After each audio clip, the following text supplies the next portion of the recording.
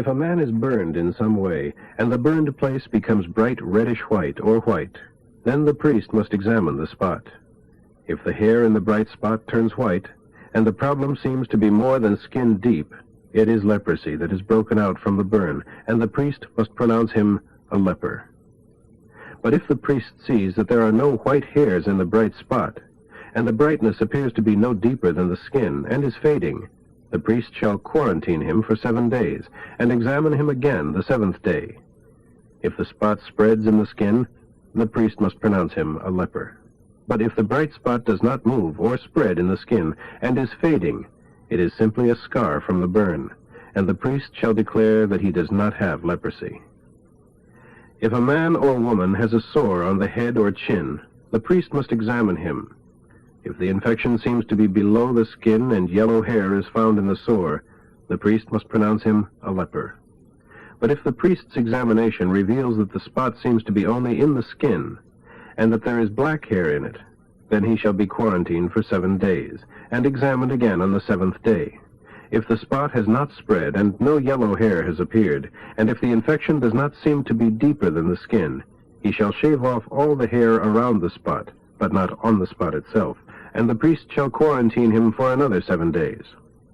He shall be examined again on the 7th day, and if the spot has not spread, and it appears to be no deeper than the skin, the priest shall pronounce him well, and after washing his clothes, he is free.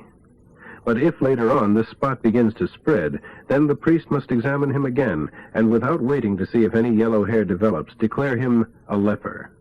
But if it appears that the spreading has stopped, and black hairs are found in the spot, then he is healed, and is not a leper, and the priest shall declare him healed. If a man or a woman has white, transparent areas in the skin, but these spots are growing dimmer, this is not leprosy, but an ordinary infection that has broken out in the skin. If a man's hair is gone, this does not make him a leper, even though he is bald. If the hair is gone from the front part of his head, he simply has a bald forehead. But this is not leprosy.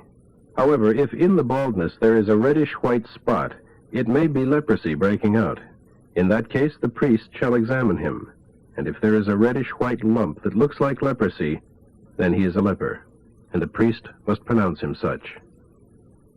Anyone who is discovered to have leprosy must tear his clothes and let his hair grow in wild disarray, and cover his upper lip, and call out as he goes, "I am a leper, I am a leper." As long as the disease lasts, he is defiled and must live outside the camp. If leprosy is suspected in a woolen or linen garment or fabric, or in a piece of leather or leatherwork, and there is a greenish or reddish spot in it, it is probably leprosy and must be taken to the priest to be examined.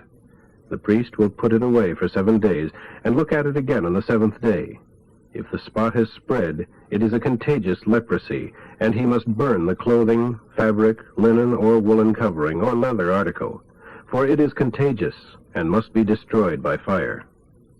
But if when he examines it again on the 7th day, the spot has not spread, the priest shall order the suspected article to be washed, then isolated for 7 more days.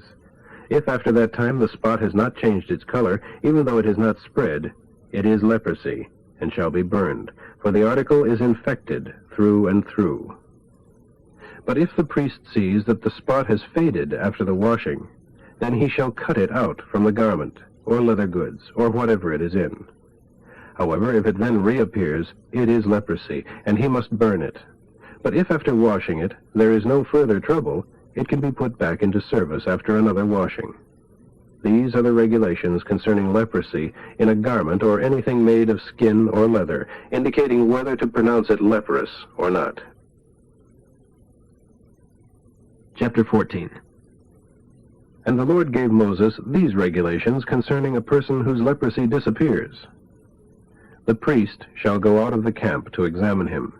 If the priest sees that the leprosy is gone, he shall require 2 living birds of a kind permitted for food, and shall take some cedar wood, a scarlet string, and some hyssop branches to be used for the purification ceremony of the one who is healed.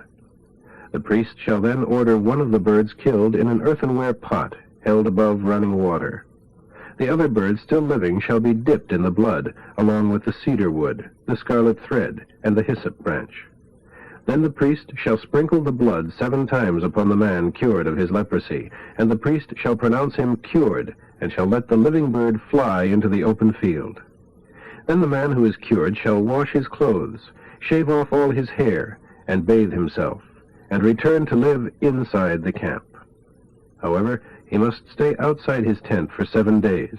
The 7th day he shall again shave all the hair from his head, beard, and eyebrows, and wash his clothes, and bathe, and shall then be declared fully cured of his leprosy. The next day, the 8th day, he shall take 2 male lambs without physical defect, 1 yearling ewe lamb without physical defect, 10 quarts of finely ground flour mixed with olive oil, and a pint of olive oil. Then the priest who examines him shall place the man and his offerings before the Lord at the entrance of the tabernacle.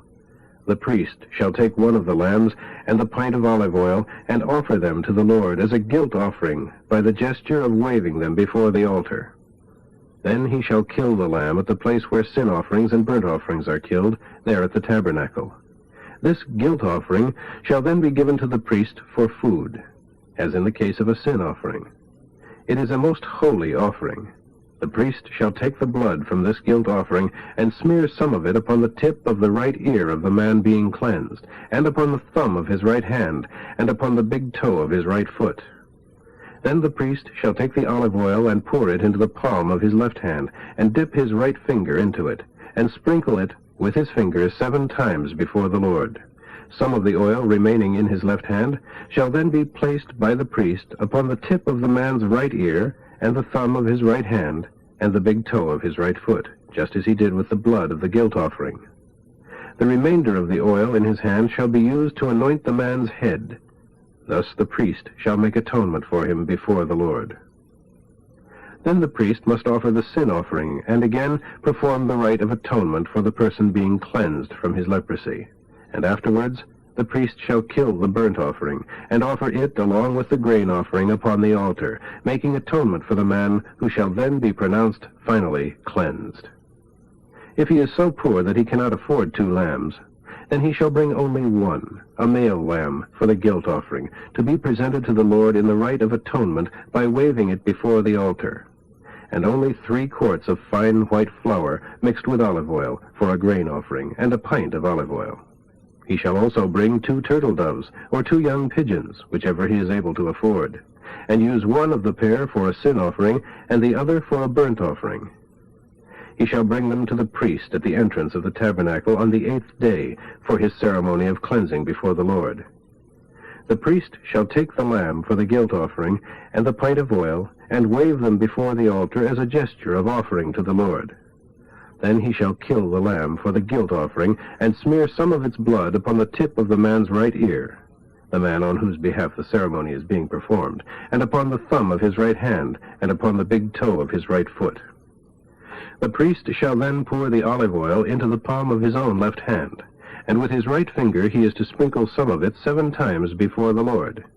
Then he must put some of the olive oil from his hand upon the tip of the man's right ear, and upon the thumb of his right hand, and upon the big toe of his right foot, just as he did with the blood of the guilt offering. The remaining oil in his hand shall be placed upon the head of the man being cleansed, to make atonement for him before the Lord. Then he must offer the 2 turtle doves, or 2 young pigeons, whichever pair he is able to afford. 1 of the pair is for a sin offering, and the other for a burnt offering, to be sacrificed along with the grain offering.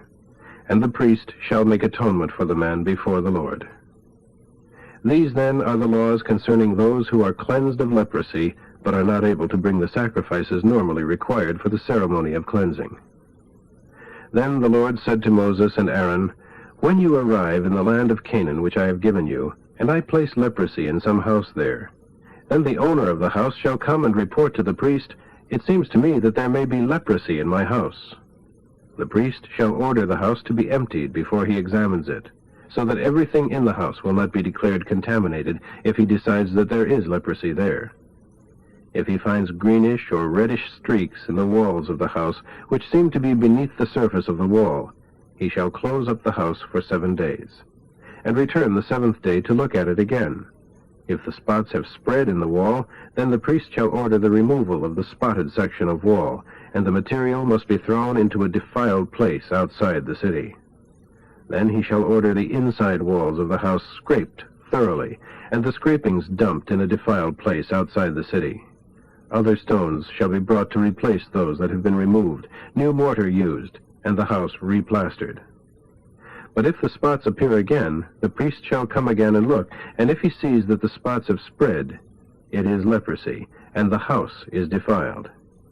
Then he shall order the destruction of the house. All its stones, timbers, and mortar shall be carried out of the city to a defiled place. Anyone entering the house while it is closed shall be defiled until evening. Anyone who lies down or eats in the house shall wash his clothing. But if, when the priest comes again to look, the spots have not reappeared after the fresh plastering, then he will pronounce the house cleansed, and declare the leprosy gone. He shall also perform the ceremony of cleansing, using 2 birds, cedar wood, scarlet thread, and hyssop branches. He shall kill one of the birds over fresh water in an earthenware bowl, and dip the cedar wood, hyssop branch, and scarlet thread, as well as the living bird, into the blood of the bird that was killed over the fresh water, and shall sprinkle the house 7 times. In this way the house shall be cleansed. Then he shall let the live bird fly away into an open field outside the city. This is the method for making atonement for the house and cleansing it. These, then, are the laws concerning the various places where leprosy may appear, in a garment or in a house, or in any swelling in one's skin, or a scab from a burn, or a bright spot. In this way you will know whether or not it is actually leprosy. That is why these laws are given. Chapter 15. The Lord told Moses and Aaron to give the people of Israel these further instructions. Any man who has a genital discharge is ceremonially defiled. This applies not only while the discharge is active, but also for a time after it heals. Any bed he lies on and anything he sits on is contaminated. So anyone touching the man's bed is ceremonially defiled until evening, and must wash his clothes and bathe himself. Anyone sitting on a seat the man has sat upon while defiled is himself ceremonially unclean until evening, and must wash his clothes and bathe himself. The same instructions apply to anyone touching him. Anyone he spits on is ceremonially unclean until evening, and must wash his clothes and bathe himself. Any saddle he rides on is defiled. Anyone touching or carrying anything else that was beneath him shall be defiled until evening, and must wash his clothes and bathe himself. If the defiled man touches anyone without first rinsing his hands, that person must wash his clothes and bathe himself, and be defiled until evening. Any earthen pot touched by the defiled man must be broken, and every wooden utensil must be rinsed in water. When the discharge stops, he shall begin a 7-day cleansing ceremony by washing his clothes and bathing in running water. On the 8th day he shall take 2 turtle doves or 2 young pigeons, and come before the Lord at the entrance of the tabernacle, and give them to the priest. The priest shall sacrifice them there, one for a sin offering, and the other for a burnt offering. Thus the priest shall make atonement before the Lord for the man because of his discharge. Whenever a man's semen goes out from him, he shall take a complete bath and be unclean until the evening. Any clothing or bedding the semen spills on must be washed and remain ceremonially defiled until evening. After sexual intercourse, the woman as well as the man must bathe, and they are ceremonially defiled until the next evening. Whenever a woman menstruates, she shall be in a state of ceremonial defilement for 7 days afterwards, and during that time anyone touching her shall be defiled until evening. Anything she lies on or sits on during that time shall be defiled. Anyone touching her bed or anything she sits upon shall wash his clothes and bathe himself and be ceremonially defiled until evening. A man having sexual intercourse with her during this time is ceremonially defiled for 7 days, and every bed he lies upon shall be defiled. If the menstrual flow continues after the normal time or at some irregular time during the month, the same rules apply as indicated above, so that anything she lies upon during that time is defiled, just as it would be during her normal menstrual period, and everything she sits on is in a similar state of defilement. Anyone touching her bed or anything she sits on shall be defiled, and shall wash his clothes and bathe and be defiled until evening. 7 days after the menstruating stops, she is no longer ceremonially defiled. On the 8th day she shall take 2 turtle doves or 2 young pigeons, and bring them to the priest at the entrance of the tabernacle, And the priest shall offer one for a sin offering, and the other for a burnt offering, and make atonement for her before the Lord for her menstrual defilement. In this way you shall cleanse the people of Israel from their defilement, lest they die because of defiling my tabernacle that is among them. This then is the law for the man who is defiled by a genital disease, or by a seminal emission, and for a woman's menstrual period, and for anyone who has sexual intercourse with her while she is in her period of defilement afterwards. Chapter 16. After Aaron's 2 sons died before the Lord said to Moses, "Warn your brother Aaron not to enter into the holy place behind the veil where the ark and the place of mercy are, just whenever he chooses. The penalty for intrusion is death. For I myself am present in the cloud above the place of mercy." Here are the conditions for his entering there. He must bring a young bull for a sin offering, and a ram for a burnt offering. He must bathe himself and put on the sacred linen coat, shorts, belt, and turban. The people of Israel shall then bring him 2 male goats for their sin offering, and a ram for their burnt offering. First he shall present to the Lord the young bull as a sin offering for himself, making atonement for himself and his family. Then he shall bring the 2 goats before the Lord at the entrance of the tabernacle, and cast lots to determine which is the Lord's and which is to be sent away. The goat allotted to the Lord shall then be sacrificed by Aaron as a sin offering. The other goat shall be kept alive and placed before the Lord. The rite of atonement shall be performed over it, and it shall then be sent out into the desert as a scapegoat. After Aaron has sacrificed the young bull as a sin offering for himself and his family, he shall take a censer full of live coals from the altar of the Lord, and fill his hands with sweet incense beaten into fine powder, and bring it inside the veil. There before the Lord he shall put the incense upon the coals, so that a cloud of incense will cover the mercy place above the ark containing the stone tablets of the 10 Commandments. Thus he will not die. And he shall bring some of the blood of the young bull, and sprinkle it with his finger upon the east side of the mercy place, and then 7 times in front of it. Then he must go out and sacrifice the people's sin-offering goat, and bring its blood within the veil, and sprinkle it upon the place of mercy, and in front of it, just as he did with the blood of the young bull.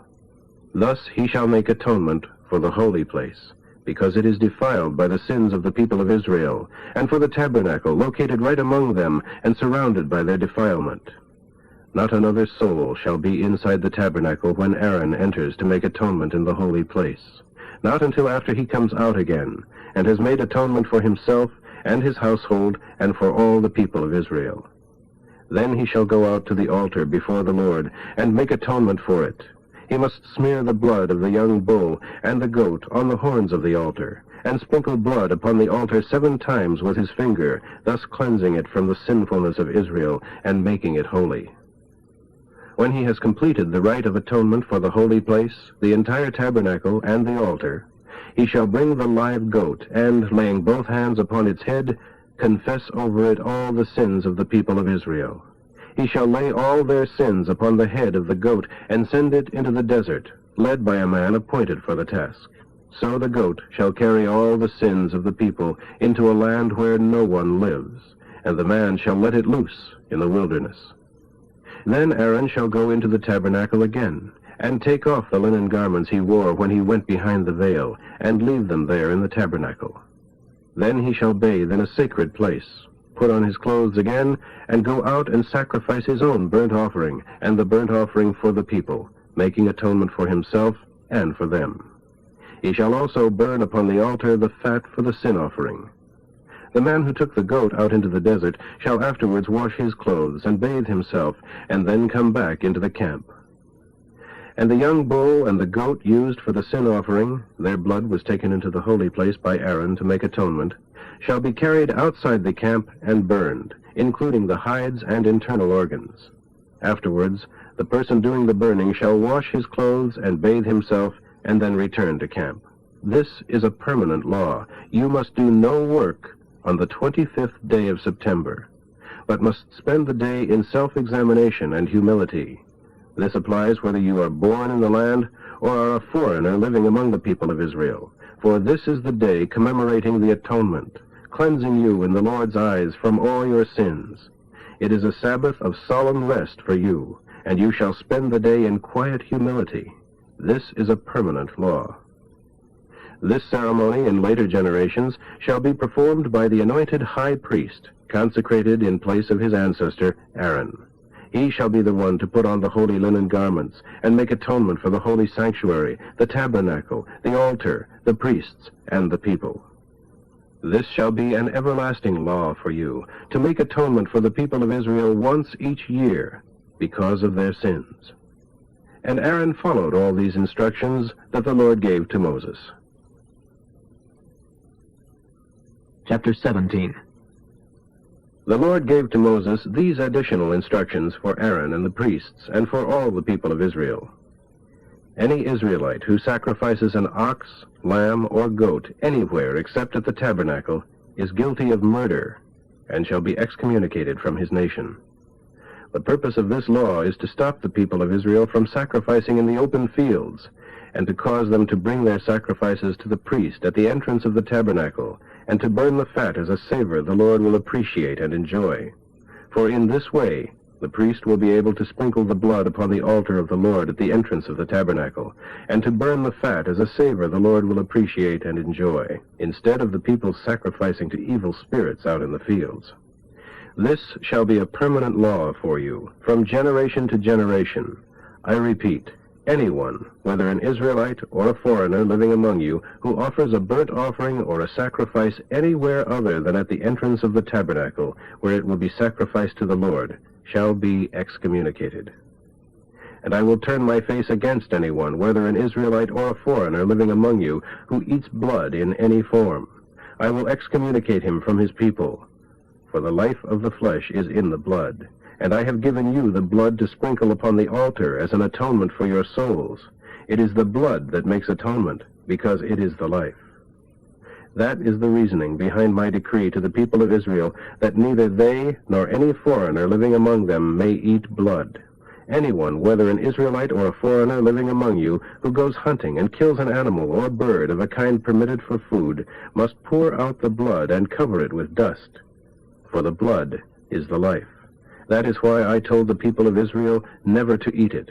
For the life of every bird and animal is its blood. Therefore anyone who eats blood must be excommunicated.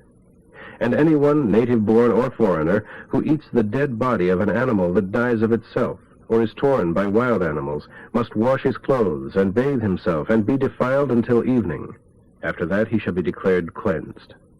But if he does not wash his clothes and bathe, he shall suffer the consequence. Chapter 18. Then the Lord told Moses to tell the people of Israel, I am Jehovah your God, so don't act like heathen, like the people of Egypt where you lived so long, or the people of Canaan where I am going to take you. You must obey only my laws, and you must carry them out in detail, for I am the Lord your God. If you obey them, you shall live. I am the Lord. None of you shall marry a near relative, for I am the Lord. A girl may not marry her father, nor a son his mother, nor any other of his father's wives, nor his sister or half-sister, whether the daughter of his father or his mother, whether born in the same house or elsewhere. You shall not marry your granddaughter, the daughter of either your son or your daughter, for she is a close relative. You may not marry a half-sister, your father's wife's daughter, nor your aunt, or your father's sister, because she is so closely related to your father. Nor your aunt, your mother's sister, because she is a close relative of your mother. Nor your aunt, the wife of your father's brother. You may not marry your daughter-in-law, your son's wife, nor your brother's wife, for she is your brother's. You may not marry both a woman and her daughter or granddaughter, for they are near relatives, and to do so is horrible wickedness. You shall not marry two sisters, for they will be rivals. However, if your wife dies, then it is all right to marry her sister. There must be no sexual relationship with a woman who is menstruating, nor with anyone else's wife, to defile yourself with her. You shall not give any of your children to Molech, burning them upon his altar. Never profane the name of your God, for I am Jehovah. Homosexuality is absolutely forbidden, for it is an enormous sin. A man shall have no sexual intercourse with any female animal, thus defiling himself, and a woman must never give herself to a male animal, to mate with it. This is a terrible perversion. Do not defile yourselves in any of these ways, for these are the things the heathen do, and because they do them, I am going to cast them out from the land into which you are going. That entire country is defiled with this kind of activity. That is why I am punishing the people living there, and will throw them out of the land. You must strictly obey all of my laws and ordinances, and you must not do any of these abominable things.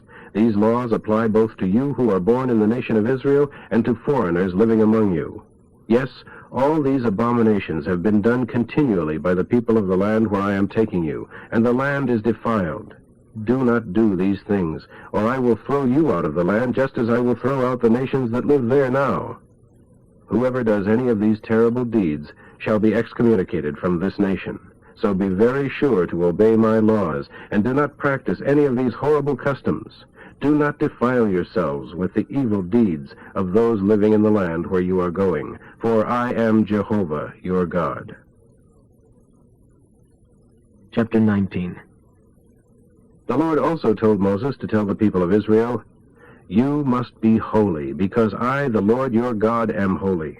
You must respect your mothers and fathers, and obey my Sabbath law, for I am the Lord your God.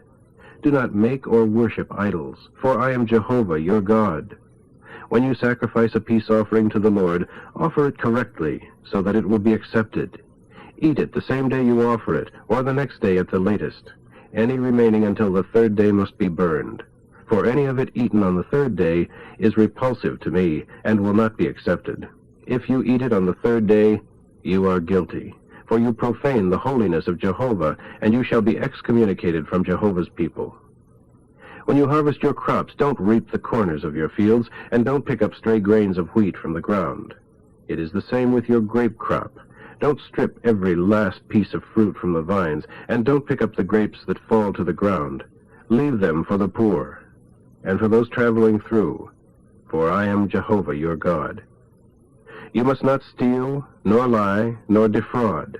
You must not swear to a falsehood, thus bringing reproach upon the name of your God, for I am Jehovah. You shall not rob nor oppress anyone, and you shall pay your hired workers promptly. If something is due them, don't even keep it overnight. You must not curse the deaf, nor trip up a blind man as he walks. Fear your God. I am Jehovah. Judges must always be just in their sentences, not noticing whether a person is poor or rich. They must always be perfectly fair. Don't gossip. Don't falsely accuse your neighbor of some crime, for I am Jehovah. Don't hate your brother. Rebuke anyone who sins. Don't let him get away with it, or you will be equally guilty. Don't seek vengeance. Don't bear a grudge, but love your neighbor as yourself, for I am Jehovah. Obey my laws. Do not mate your cattle with a different kind. Don't sow your field with two kinds of seed. Don't wear clothes made of half wool and half linen. If a man seduces a slave girl who is engaged to be married, they shall be tried in a court, but not put to death, because she is not free. The man involved shall bring his guilt offering to the Lord at the entrance of the tabernacle. The offering shall be a ram. The priest shall make atonement with the ram for the sin the man has committed, and it shall be forgiven him. When you enter the land and have planted all kinds of fruit trees, do not eat the first 3 crops, for they are considered ceremonially defiled. And the 4th year the entire crop shall be devoted to the Lord, and shall be given to the Lord in praise to him. Finally, in the 5th year, the crop is yours. I am Jehovah your God. You must not eat meat with undrained blood, nor use fortune-telling or witchcraft. You must not trim off your hair on your temples, or clip the edges of your beard as the heathen do. You shall not cut yourselves, nor put tattoo marks upon yourselves in connection with funeral rites. I am the Lord. Do not violate your daughter's sanctity by making her a prostitute, lest the land become full of enormous wickedness. Keep my Sabbath laws and reverence my tabernacle, for I am the Lord. Do not defile yourselves by consulting mediums and wizards, for I am Jehovah your God. You shall give due honor and respect to the elderly, in the fear of God. I am Jehovah. Do not take advantage of foreigners in your land. Do not wrong them. They must be treated like any other citizen. Love them as yourself. For remember that you too were foreigners in the land of Egypt. I am Jehovah your God. You must be impartial in judgment. Use accurate measurements, lengths, weights, and volumes, and give full measure, for I am Jehovah your God who brought you from the land of Egypt. You must heed all of my commandments and ordinances, carefully obeying them, for I am Jehovah.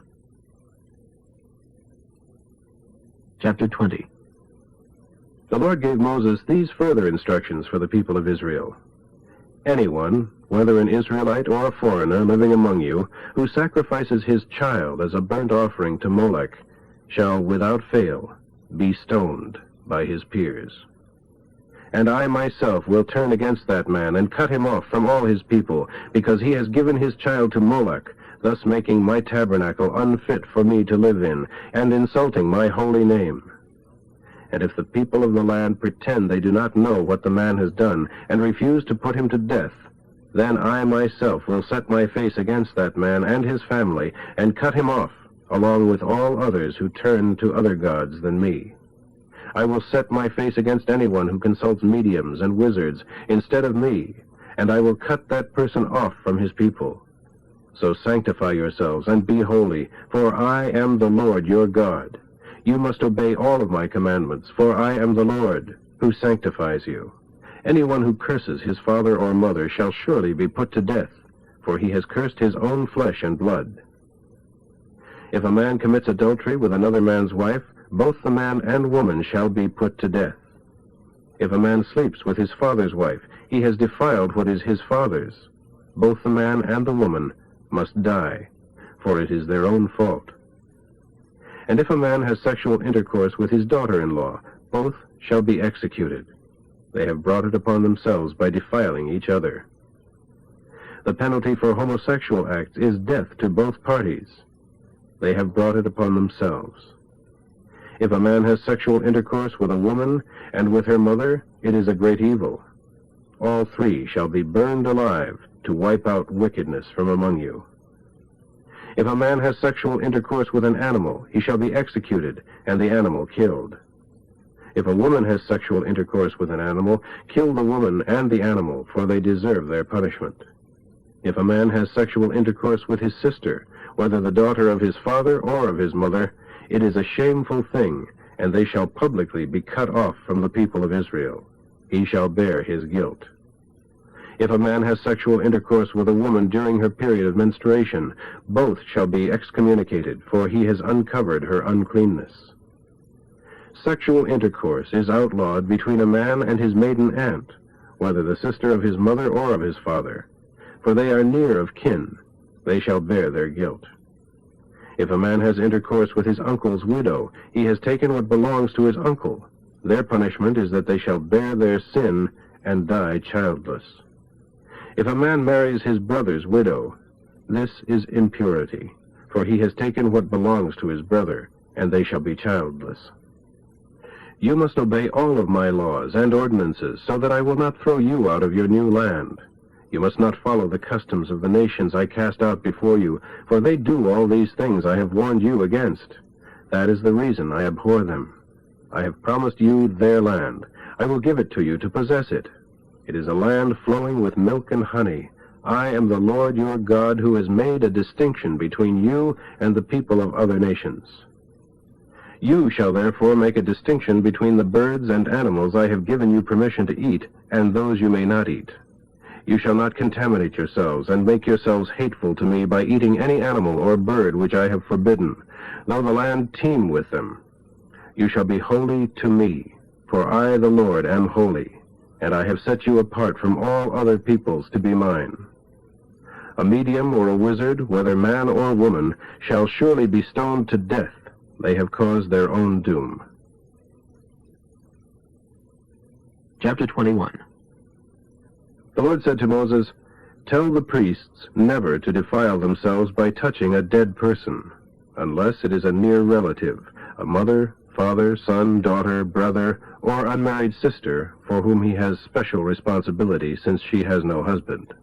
For the priest is a leader among his people, and he may not ceremonially defile himself as an ordinary person can. The priests shall not clip bald spots in their hair or beards, nor cut their flesh. They shall be holy unto their God, and shall not dishonor and profane his name. Otherwise they will be unfit to make food offerings by fire to the Lord their God. A priest shall not marry a prostitute, nor a woman of another tribe, and he shall not marry a divorced woman, for he is a holy man of God.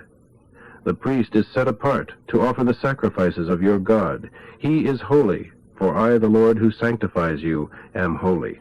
The daughter of any priest who becomes a prostitute, thus violating her father's holiness as well as her own, shall be burned alive.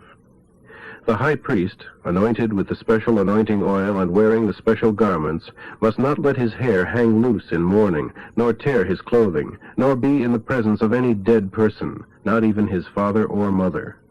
He shall not leave the sanctuary when on duty, nor treat my tabernacle like an ordinary house, for the consecration of the anointing oil of his God is upon him. I am Jehovah. He must marry a virgin. He may not marry a widow, nor a woman who is divorced, nor a prostitute. She must be a virgin from his own tribe, for he must not be the father of children of mixed blood, half priestly and half ordinary. And the Lord said to Moses, Tell Aaron that any of his descendants from generation to generation who have any bodily defect may not offer the sacrifices to God. For instance, if a man is blind or lame, or has a broken nose, or any extra fingers or toes, or has a broken foot or hand, or has a humped back, or is a dwarf, or has a defect in his eye, or has pimples or scabby skin, or has imperfect testicles, although he is a descendant of Aaron, he is not permitted to offer the fire sacrifices to the Lord because of his physical defect. However, he shall be fed with the food of the priests, from the offerings sacrificed to God, both from the holy and most holy offerings. But he shall not go in behind the veil, nor come near the altar, because of the physical defect. This would defile my sanctuary, for it is Jehovah who sanctifies it. So Moses gave these instructions to Aaron and his sons and to all the people of Israel. Chapter 22. The Lord told Moses, Instruct Aaron and his sons to be very careful not to defile my holy name by desecrating the people's sacred gifts, for I am Jehovah. From now on and forever, if a priest who is ceremonially defiled sacrifices the animals brought by the people or handles the gifts dedicated to Jehovah, he shall be discharged from the priesthood, for I am Jehovah. No priest who is a leper or who has a running sore may eat the holy sacrifices until healed. And any priest who touches a dead person, or who is defiled by a seminal emission, or who touches any reptile or other forbidden thing, or who touches anyone who is ceremonially defiled for any reason, that priest shall be defiled until evening, and shall not eat of the holy sacrifices until after he has bathed that evening. When the sun is down, then he shall be purified again, and may eat the holy food, for it is his source of life. He may not eat any animal that dies of itself, or is torn by wild animals, for this will defile him. I am Jehovah. Warn the priests to follow these instructions carefully, lest they be declared guilty and die for violating these rules. I am the Lord who sanctifies them. No one may eat of the holy sacrifices unless he is a priest. No one visiting the priest, for instance, nor a hired servant may eat this food. However, there is one exception. If the priest buys a slave with his own money, that slave may eat it, and any slave children born in his household may eat it. If a priest's daughter is married outside the tribe, she may not eat the sacred offerings. But if she is a widow or divorced, and has no son to support her, and has returned home to her father's household, she may eat of her father's food again. But otherwise, no one who is not in the priestly families may eat this food.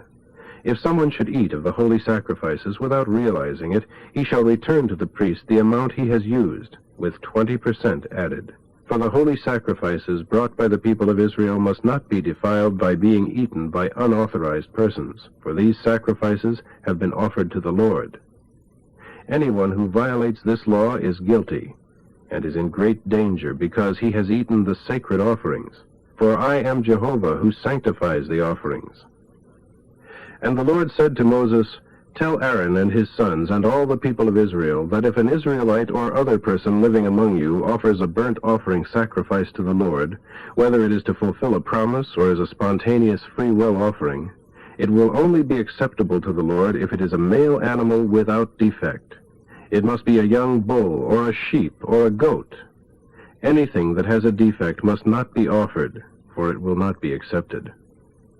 Anyone sacrificing a peace offering to the Lord from the herd or flock, whether to fulfill a vow or as a voluntary offering, must sacrifice an animal that has no defect, or it will not be accepted.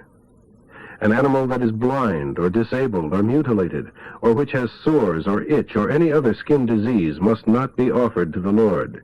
It is not a fit burnt offering for the altar of the Lord. If the young bull or lamb presented to the Lord has anything superfluous or lacking in its body parts, it may be offered as a free will offering, but not for a vow. An animal that has injured genitals, crushed or castrated, shall not be offered to the Lord at any time. This restriction applies to the sacrifices made by foreigners among you, as well as those made by yourselves, for no defective animal is acceptable for this sacrifice.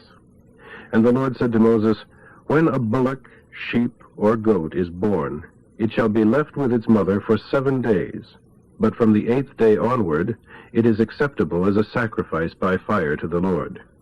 You shall not slaughter a mother animal and her offspring the same day, whether she is a cow or ewe.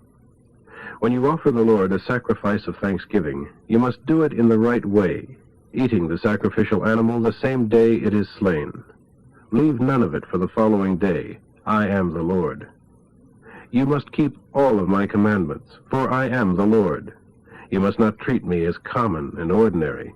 Revere me and hallow me, for I, the Lord, made you holy to myself and rescued you from Egypt to be my own people. I am Jehovah. Chapter 23. The Lord said to Moses, Announce to the people of Israel that they are to celebrate several annual festivals of the Lord, times when all Israel will assemble and worship me. These are in addition to your Sabbaths, the 7th day of every week, which are always days of solemn rest in every home, times for assembling to worship, and for resting from the normal business of the week. These are the holy festivals which are to be observed each year.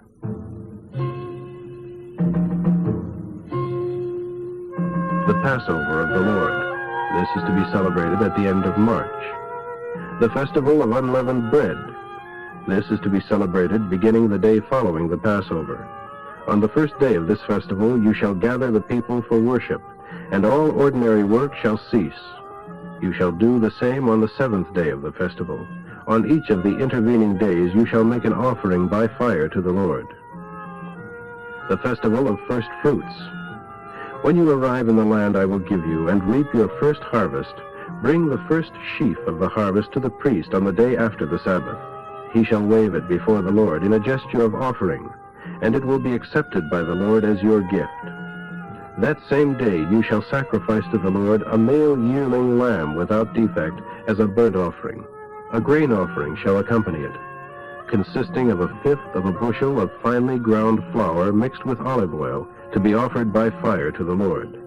This will be very pleasant to him.